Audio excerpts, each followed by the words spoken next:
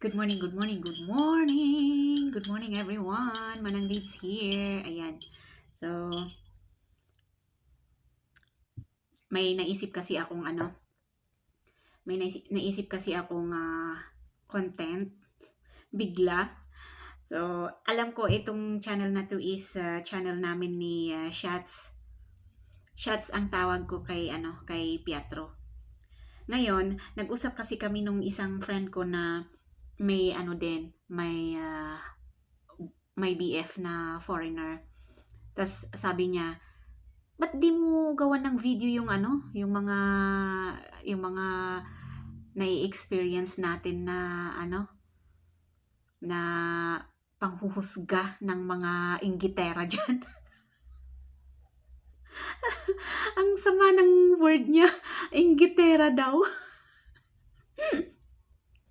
kasi ba naman guys, kape muna. Kasi ba naman guys, syempre, alam nyo, struggle din talaga namin ito. Kami na may mga karelasyon na foreigners. Kasi ang tingin nila sa amin talaga, hayahay ang buhay. Alam mo yung parang hindi kinukulang, yung walang problema. Ay naku, Diyos ko po. Hindi kami ganun guys. Um, sa magsasabi ako sa sa kung anong sitwasyon namin ni Shots. At least yun yung 100% na masasabi ko naman. Hindi ko naman alam 100% sa iba. Kahit pa sabihin ko na friends ko sila. Yun, basta yung ang akin lang, yung sa akin din personal. Kasi totoo yun guys, na minsan ang tingin sa akin ng iba, walang problema sa pera. Hindi ako,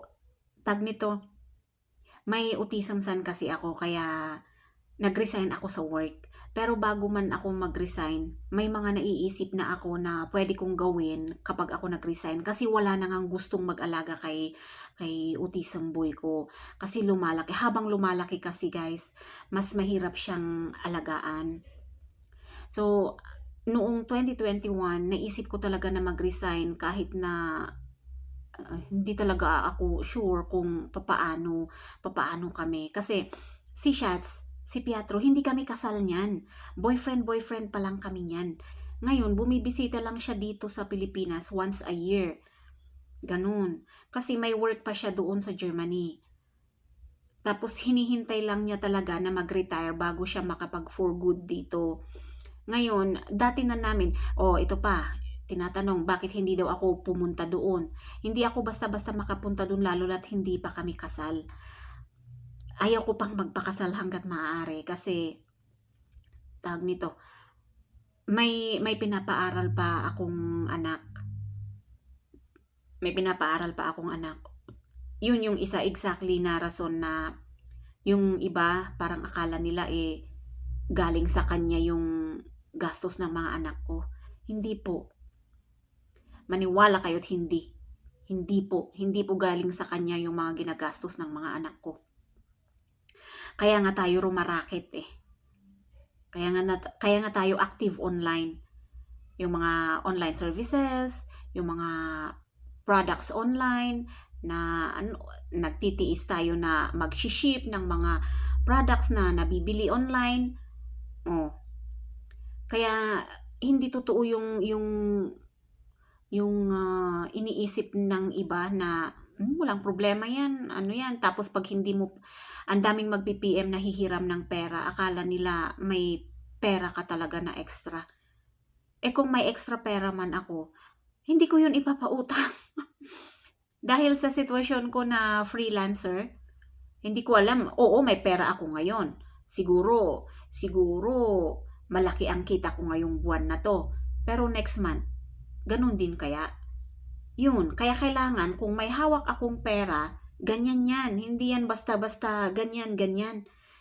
Yan ang hindi naiintindihan ng mga iba. Tapos pag hindi mo pinahiram, may mga parang i-unfriend ka pa.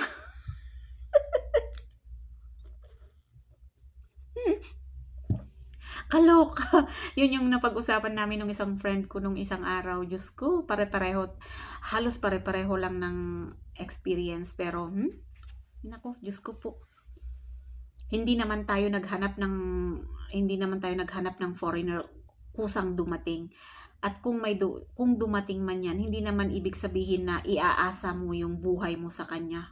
Kaya nga ang baba-baba na ng tingin ng mga foreigner sa Pinay. Kasi ang Pinay ngayon, mga gold digger na daw. Mga scammer na daw. Ay, Diyos ko, ang sakit pakinggan. Pero yan talaga yung tingin na nila sa ano.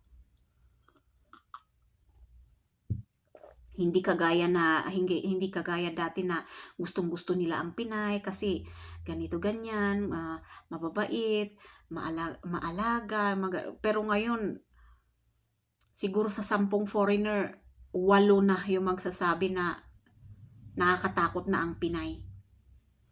'Di ba? Kaya wag masyado, guys.